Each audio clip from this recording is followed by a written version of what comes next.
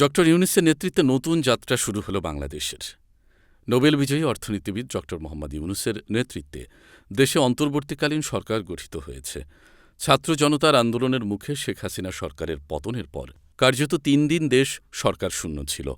গতকাল বৃহস্পতিবার রাতে বঙ্গভবনে ১৭ সদস্যের অন্তর্বর্তী সরকারের ১৪ জন শপথ নিয়েছেন। সরকারের প্রধান উপদেষ্টা হিসেবে দায়িত্ব নিয়েছেন ডক্টর মোহাম্মদ ইউনূস। প্রধান উপদেষ্টা হিসেবে শপথ নেওয়ার পর গতরাতে জাতির উদ্দেশ্যে দেওয়া ভাষণে ডক্টর ইউনূস বলেন, অরাজকতার বিষবাষ্প এখন যেই ছড়াবে, বিজয়ী ছাত্র জনতাসহ আইনশৃঙ্খলা বাহিনীর পূর্ণ শক্তি তাকে ব্যর্থ করে দেবে। আন্দোলনকারী শিক্ষার্থীদের প্ল্যাটফর্ম বৈষম্যবিরোধী ছাত্র আন্দোলনের ২ সমন্বয়ক মোহাম্মদ নাহিদ ইসলাম ও আসিফ মাহমুদ সজীব ভূঁইয়া নতুন সরকারে উপদেষ্টা হিসেবে যুক্ত হয়েছেন, যা দেশের ইতিহাসে প্রথম। উপদেষ্টা হিসেবে শপথ নিয়ে গণঅভ্যুত্থানে জনগণকে দেওয়া প্রতিশ্রুতি পূরণে কাজ করার কথা বলেছেন বৈষম্যবিরোধী ছাত্র আন্দোলনের সমন্বয়ক নাহিদ ইসলাম। তিনি গণমাধ্যমকে বলেন, আমরা যে প্রতিশ্রুতি নিয়ে এই গণ অভ্যুত্থান সংগঠিত করেছিলাম, যে প্রতিশ্রুতির জন্য শত শত ভাইবোন হতাহত হয়েছেন, সেই প্রতিশ্রুতি পূরণ করতেই আমরা সরকারে এসেছি। সেই প্রতিশ্রুতিগুলো দ্রুত সময়ের মধ্যে পূরণ করার জন্য সচেষ্ট থাকব। এই সরকারে মোট উপদেষ্টা ১৬ জন।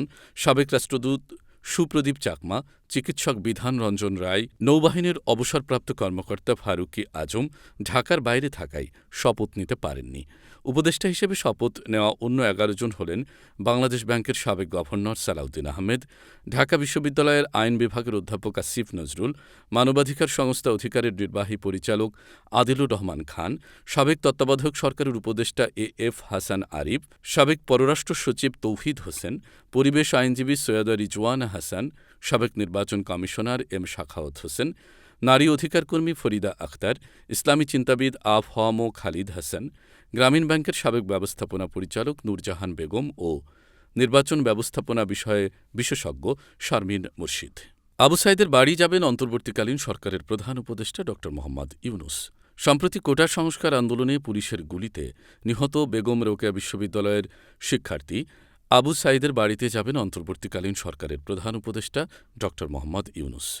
এ তথ্য নিশ্চিত করে রংপুর জেলা প্রশাসক মোহাম্মদ মোবাশ্বের হাসান গণমাধ্যমকে বলেন, ড. মোহাম্মদ ইউনূস শনিবার সকাল ৯:৩০টার দিকে একটি হেলিকপ্টার যোগে আসবেন। তিনি আবু সাইদের কবর জিয়ারত করে তার পরিবারের সঙ্গে কথা বলবেন। বৃহস্পতিবার বিমানবন্দরে ড. মোহাম্মদ ইউনূস আবু সাইদের কথা স্মরণ করে আবেগ আপ্লুত হয়ে পড়েন। তিনি বলেন, এই সময়ে আবু সাইদের কথা মনে পড়ছে। যে আবু সাইদের ছবি বাংলাদেশের প্রতিটি মানুষের মনে গেঁথে আছে, এটা কেউ ভুলতে পারবে না। কি অবিশ্বাস্য একটা সাহসী যুবক বন্দুকের সামনে দাঁড়িয়ে আছে এবং তারপর থেকে আর কোনো যুবক, কোনো যুবতী হার মানেনি। সামনে এগিয়ে গেছে এবং বলেছে, যত গুলি মারো, মারতে পারো মারো। আমরা আছি, যার কারণে সারা বাংলাদেশ জুড়ে এই আন্দোলন ছড়িয়ে গেছে এবং এর মাধ্যমে বাংলাদেশ আজ দ্বিতীয়বার স্বাধীনতা অর্জন করল। প্রসঙ্গত, কোটা সংস্কার আন্দোলনে সামনের সারিতে থেকে নেতৃত্ব দিয়েছেন আবু সাইদ।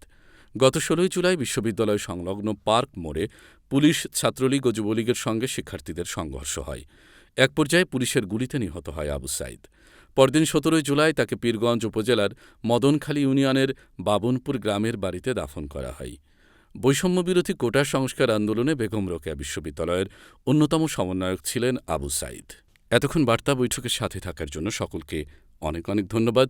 নতুন নতুন তথ্য সংবাদ পেতে বার্তা বৈঠকের ইউটিউব চ্যানেল ও ফেসবুক পেজের সঙ্গেই থাকুন।